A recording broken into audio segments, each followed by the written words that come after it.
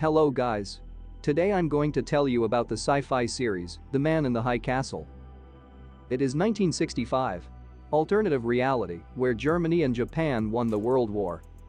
The United States are occupied and divided into three parts. The Japanese state, the Nazi state, and the neutral zone which acts as a buffer between the two parts. It is called the Rocky Mountain States. Joe Blake comes to the cinema where watches another propaganda movie about a wonderful life under rule of Germans. Silently, he gets a card with the address from the man next to him. Joe comes to Warren, the manager of a local workshop. In fact, it is a place where opposition meets, which is fighting against the Reich. The guy asks Warren for a job, hinting that he knows about their illegal activities. Old man refuses, but the guy swears that he will not betray them even in face of the most severe tortures.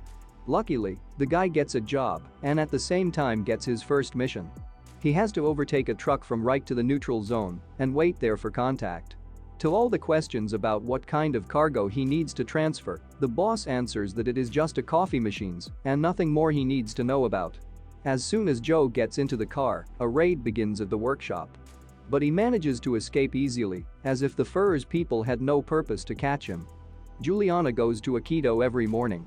Her family strongly dislikes it. The girl's mother finds it difficult to accept that her daughter absorbs the culture of those who recently killed her father and have been keeping her hometown, San Francisco, under occupation for several years. Donnie, one of her training partners, tries to hit on Juliana, and this time she agrees to have a cup of coffee with him, but before the next class. The girl is heading to a family dinner with her mother and meets her sister in the herb store.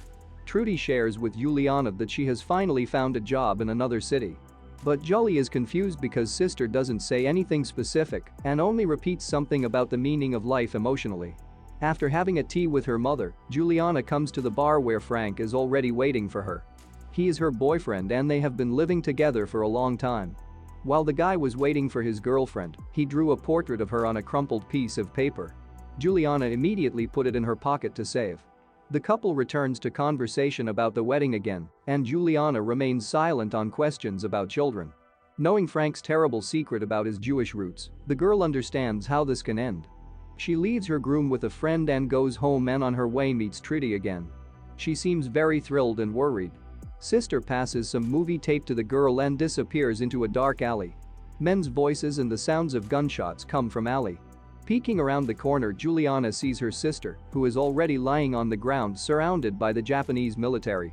Juliana locks up at home and watches the tape several times. It shows another reality and what their life would be like in case of different outcome of the war. After seeing the girl's tape and hearing about the fate of Trudy, Frank demands that Julie go to the police in the morning and voluntarily hand over the prohibited material because everyone knows that keeping such materials is a huge danger. Except for the film and the things of sister, Julia finds a bus ticket to the diner in the neutral zone. There are numbers that resemble the time. Julie promises Frank to go to the station and voluntarily hand over her finds, and Frank goes to work with a calm soul. As soon as the door closes behind him, the girl throws the most necessary things into the bag and leaves the house. On her way, Juliana meets Donnie, who was waiting whole morning for the upcoming date. But seeing Julie with a bag, the guy immediately realized that nothing would work out again today. Representatives of Germany and Japan are gathering at the Nazi embassy. They are discussing the imminent arrival of the prince from the land of the rising sun. Despite the fact that both sides seem to work together, they have disputes even on the topic of the furniture arrangement. Everyone knows that the Führer is seriously ill, and very soon, when he is gone, there will be a struggle for power again. Jules arrives at the station where a guy waiting for Trudy approaches her. The girl tells him that she will go instead of her sister, despite all the danger of the situation.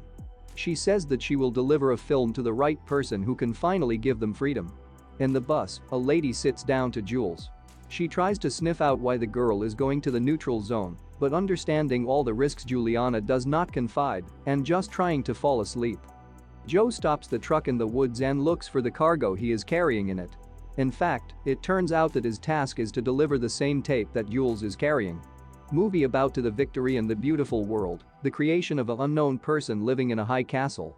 So with their help the resistance plan to defeat the regime.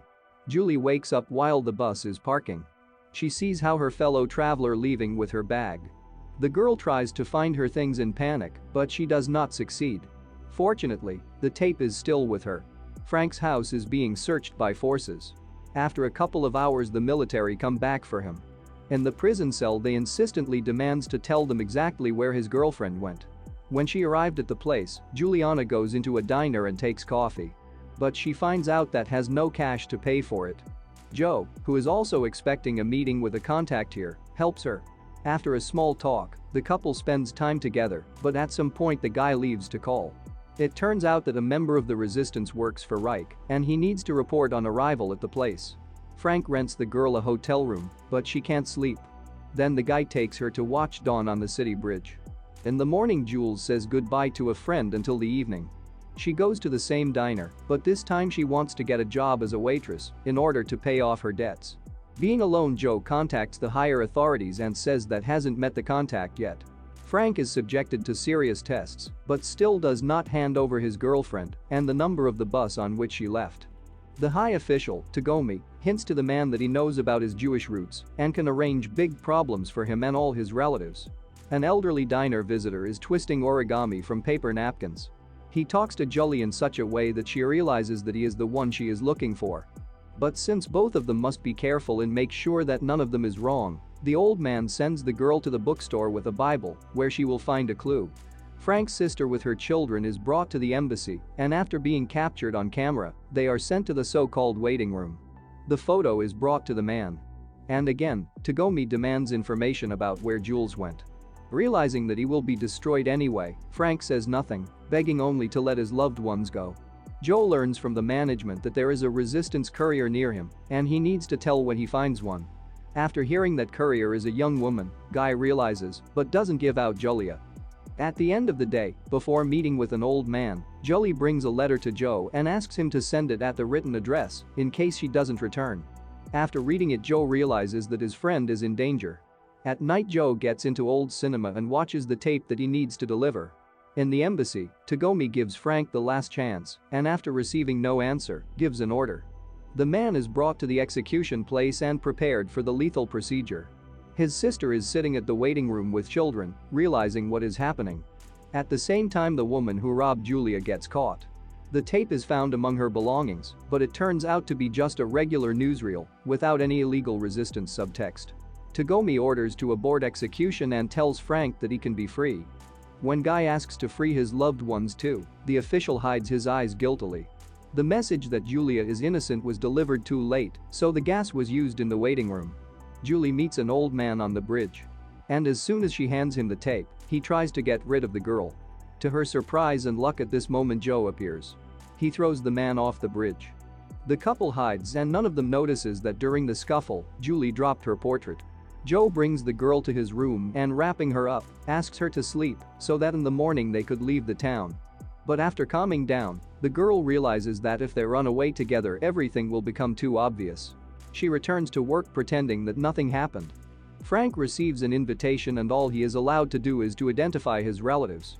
Recognizing them as traitors of the Reich, officials do not even allow the man to bury the innocents. Joe gets the order to return and no longer wait for the contact. Filling up the car, Guy faces a strange stranger, Marshall, who is looking for yesterday's old man. The thing is that while looking for an origami man, the Marshal kills everyone in his path, keeping fingers of victims as a souvenir.